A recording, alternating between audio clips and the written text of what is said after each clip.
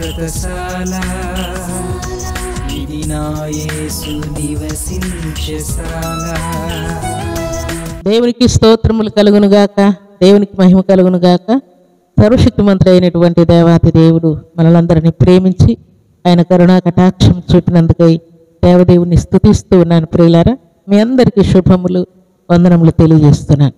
ఈ శుభదినాన సర్వశక్తిమంతుడైనటువంటి దేవాతి దేవుడు మనకిచ్చినటువంటి శ్రేష్టమైన సమయాన్ని బట్టి స్తుతిస్తూ ఉన్నాను. ప్రియులారా, యేసుక్రీస్తు నామములో మీ అందరికీ శుభములు వందనములు తెలియజేస్తున్నాను. పరిశుద్ధ గ్రంథంలో నుండి సామెతల గ్రంథం 11వ అధ్యాయం 5వ వచనాన్ని చదువుకుందాం. యథార్థవంతుల నీతి వారి మార్గమును సరళము చేయును. దేవుడి శ్రేష్టమైన మాటలు దీవించి ఆశీర్వదించునుగాక. సర్వశక్తిమంతుడైనటువంటి దేవాతి దేవుడు దేవుని సన్నిధిలో చేరిన దేవుని ప్రియబిడలమైన మనందరి జీవితాల్లో దేవుడు చక్కని మాట సెలవిస్తూ ఉన్నాడు. ప్రియులారా, ఏంటంటే యథార్థవంతుల నీతి వారి మార్గమును సరళము చేయును అని వ్రాయబడి.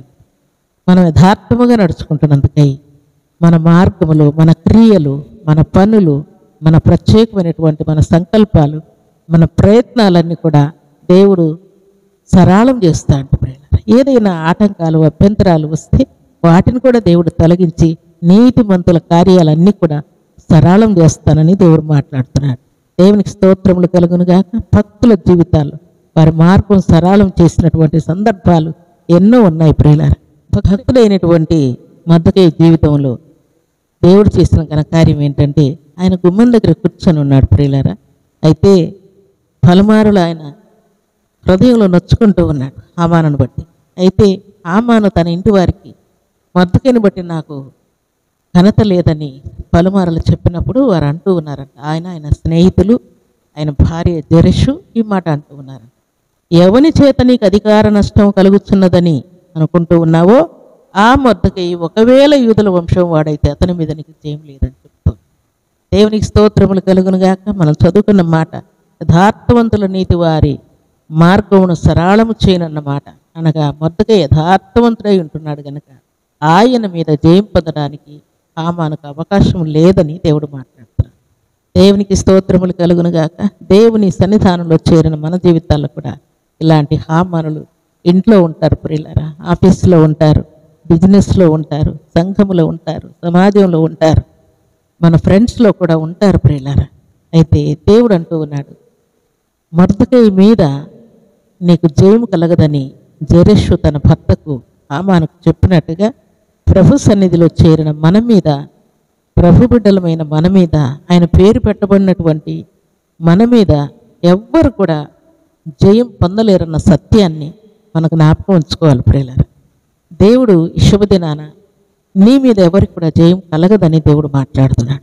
మొర్దెకై మీద హామానుకు ఎలాగో విజయం లేదో దేవుని సన్నిధిలో చేరిన మన మీద ఎవ్వరికి కూడా విజయం లేదని ఈ శుభదినాన దేవుడు జ్ఞాపకం చేస్తున్నాడు. దేవునికి స్తోత్రములు కలుగునుగాక. దేవుని సన్నిధానంలో చేరినటువంటి మనందరి జీవితాల్లో అది విద్య, బుద్ధి, ఉద్యోగం, వ్యాపారం ఏదైనా తీసుకోండి ప్రియులారా, అన్నింటిలో కూడా జయం మనదే అని దేవుడు జ్ఞాపకం చేస్తున్నాడు. భక్తులకు అలాంటి జయం ఇచ్చారు. భక్తులైనటువంటి ఏలియా, ఎలీషాలకు కానీ, మోషే, అహరోనులకు కానీ, దావీదు, సొలొమోనులకు కానీ, షద్రక్, మెషక్, అబేద్నెగోల వారికి కానీ, యెహోషువకు కానీ ఎవ్వరికి కూడా వారి మీద జయం పొందే అవకాశం దేవుడు ఇవ్వలేదు. ప్రియులారా, దేవుని సన్నిధిలో చేరిన మన జీవితాల్లో కూడా ఎవ్వరు కూడా మన మీద జయం పొందే అవకాశం లేదని దేవుడు మాట్లాడుతున్నాడు. అందుకే ఆత్మీయ జీవితంలో కూడా నీ ఎదుట ఎవరు నిలవలేరంట. ప్రార్థనను, అలాంటి విశ్వాసమును, అలాంటి భక్తిని, అలాంటి పట్టుదలను, అలాంటి రోషమును దేవుడు నీకు అనుగ్రహించబోతున్నాడు.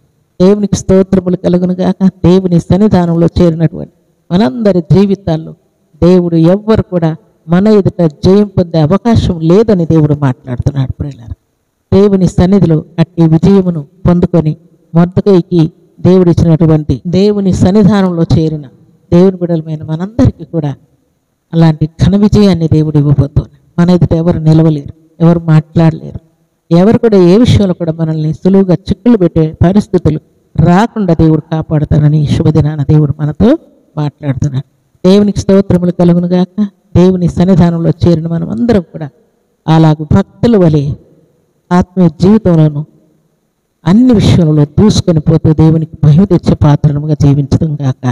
అలాంటి కృపాభాగ్యం సర్వాధికారి సమృద్ధిగా మనందరికీ అనుగ్రహించి ఆయన మేలుల చేత మనలందరినీ తృప్తిపరచునుగాక. ఆమేన్. ప్రార్థన చేసుకుందాం. భూమి ఆకాశములను కలుగు చేసిన మా తండ్రి, కృతజ్ఞతలయ్యా ఈ శుభదినాన మరి ఇచ్చిన శ్రేష్టమైన వాక్ను బట్టి కీర్తిస్తున్నాను తండ్రి. మొదటిగా ఎదుట హామానుకు ఎలాగూ జయము లేదో దేవుని సన్నిధిలో చేరినటువంటి మా అందరి జీవితాల్లో కూడా తండ్రి మీరు మా ఎదుట ఎవరు కూడా నిలవకుండా మీరు చేస్తున్నారు, మీకు స్తోత్రాలు. మా పక్షముగా మీరు నిలిచి ఉన్నారు, మీకు స్తోత్రాలు. అలనాడు భక్తులైనటువంటి దావీదు తండ్రి జయమిచ్చి గొల్యాతును ఓడించిన దేవుడు తండ్రి. షడ్రక్ మెషక్ అబేద్నెగోలు వారు నాయన గెలిపించి వారి మీద నిందమోపిన వారిని అవమానపరిచి హతమార్చిన దేవుడు మీరే దేవా, మీకు స్తోత్రాలు వందనాలు చెల్లిస్తున్నాను. భక్తులైన అబ్రహాం, ఇస్సాకు, యాకోబుల జీవితాల్లో కూడా మీ నిబంధనను నెరవేర్చి వారికి జయమునిచ్చి వారితో ఎదురాడిన ప్రతి వారిని కూడా ఓడించిన దేవుడు దేవా, మీకు కృతజ్ఞత స్తుతులు స్తోత్రములు వందనములు చెల్లించుకుంటూ ఈ ఉదయకాల దీవెనలు ఆశీర్వాదములు మీ కృపలో నుండి మా అందరికి అనుగ్రహించి మీరే మహిమ ఘనత ప్రభావాలు పొందవని ఈ దినము తండ్రి బర్త్డేలు మ్యారేజ్లు జరుపుకున్న బిడ్డలకు దీవెన అనుగ్రహించండి. డిఎస్సి రాస్తున్న బిడ్డలకు ఉన్న భయం ఆందోళన కలవరమును కొట్టివేయండి. కష్టపడి చదువుకోవటానికి చదివింది జ్ఞాపకం ఉండడానికి మీ కృప కనికరం సమృద్ధిగా బిడ్డలకి ఇచ్చి మేలుతో తృప్తిపరచి మహిమ పొందమని దీవించమని యేసుక్రీస్తు పరిశుద్ధమైన నామములో స్తుతించి ప్రార్థించడి వేడుకుంటున్నాము తండ్రి. ఆమేన్.